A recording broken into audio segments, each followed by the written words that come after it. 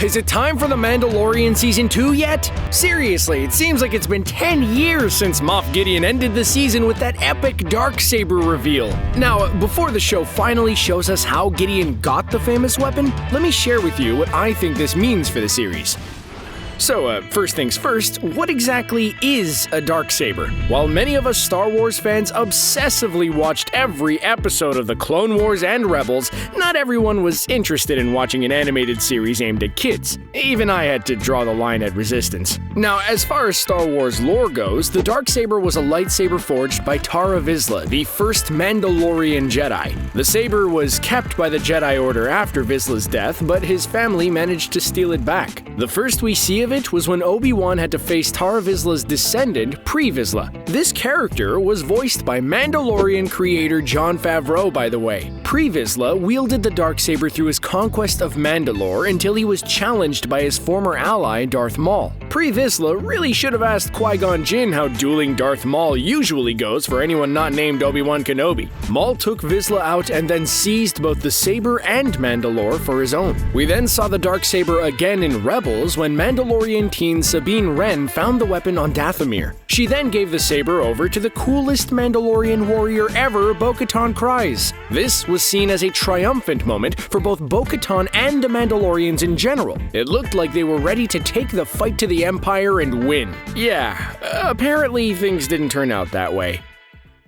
In The Mandalorian, we find out that not only did the Mandalorian rebellion fail, but that the Darksaber ended up in the hands of Moff Gideon. From these facts, there are a lot of things we can assume about what happened in between Rebels and the new series. Unfortunately, none of those things are good. We've heard a few things about a mysterious Great Purge that occurred sometime in the Imperial era of the galaxy. The Purge seems like it was similar to Order 66 in that the Mandalorians were mercilessly hunted to near extinction, just like the Jedi were in Episode 3. This would explain why Din Djarin and the other Mandalorians are all basically living in their own private Dagobahs. Although it doesn't explain why Boba Fett, whose Mandalorian status is a matter of debate, was allowed to work with the Empire. Seeing as Fett is heading to Season 2, it's likely that we might get some of those answers. As far as other famous guest stars go, we know that Bo-Katan and Ahsoka Tano will both be appearing in live action for the first time. Bo-Katan will be played by Starbuck herself, Katie Sackhoff, while Tano is being played by Rosario Dawson. While Ahsoka's story in The Mandalorian will no doubt be awesome, it's likely that Bo-Katan's will be tragic.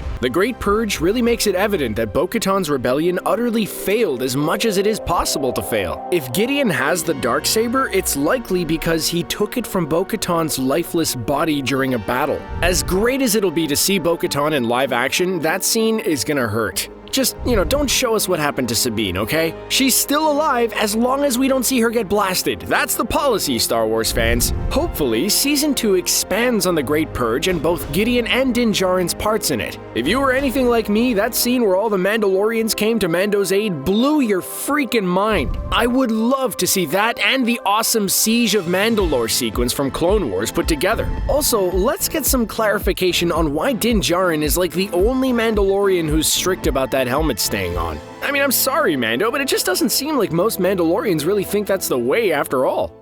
So how exactly does the Darksaber affect Din Djarin's arc and the child? Well, let's take a look at where his character arc is moving. The first season depicted him really coming into his own with several Mandalorian rites of passage. He got his full Beskar armor, got himself a jetpack, and staged a brutal betrayal of a former ally. Those are pretty much the staples for any good Mandalorian warrior. The show is not called A Mandalorian though, it's called The Mandalorian. So it's not good enough for him to be as well equipped as some Death Watch henchman. He needs to be the Mandalorian to end all Mandalorians, and that means he needs the Darksaber. That is gonna be a problem though, because by all accounts that Moff Gideon is one tough Imperial. He seems to be leading one of the biggest factions of the Imperial Remnant that even destroys other factions. This is especially impressive when you take into account that he's also running Vought Industries and Los Pollos Hermanos at the exact same time. Hey, what can I say? That Moff Gideon really knows how to multitask. So it seems like Mando will at some point be put in charge of the Mandalorian resistance. It's possible that Gideon will eventually succeed in his plan of kidnapping Baby Yoda, forcing Mando to take him and possibly the entire Imperial remnant down too. The series could very well end with Mando winning a duel with Gideon, taking the Darksaber, and assuming rule of a new Mandalorian empire.